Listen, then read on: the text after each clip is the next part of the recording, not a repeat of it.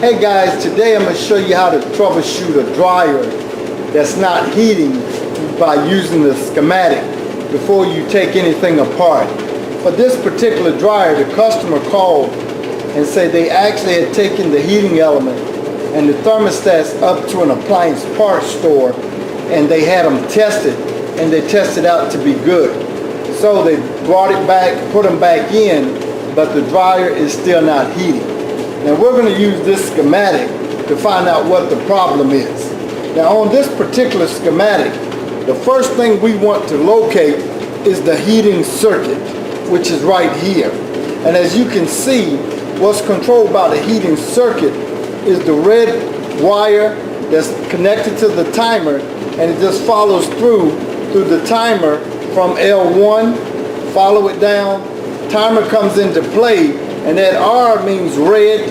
Then we go on the other side of the heating circuit, and it goes up to the centrifugal switch to L2. So it's being operated and powered by two different lines, L2 and L1. So what we want to know is why the dryer is not heating, and the customer said that the element and the thermostats are good.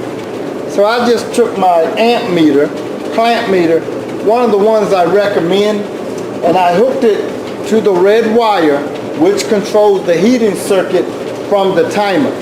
And as you can see, we're getting a few amps, but not enough. We should be getting around 20 to 23 amps if that timer is sending the signal to the heating element.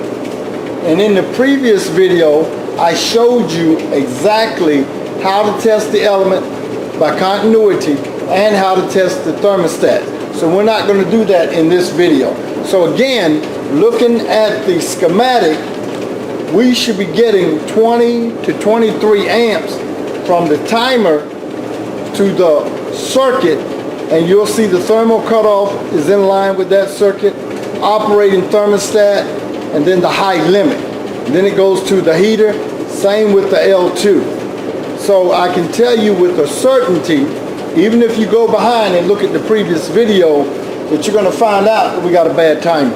So we're going to have to replace the timer to repair the dryer so it's heating again. Even though, I'll give you one more tip, even though the customer told you that they took the heating element, the thermostat to an appliance store, you still want to test them. So again, that's how you read this schematic, and that's the shortcut to find out if the timer is doing its job.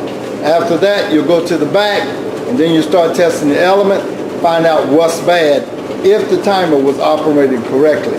But in this case, it's not, and I can tell you, it's rare trouble comes in twos. Usually, you're going to have one problem, and it's going to be that timer. And of course, the timer is always placed in time drive.